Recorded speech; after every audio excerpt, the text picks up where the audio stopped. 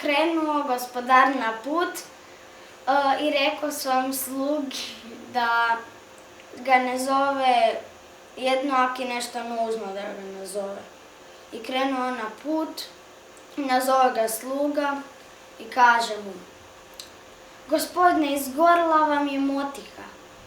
I on kaže: Pa čovječe, zaki me zoveš zbog glupe motike?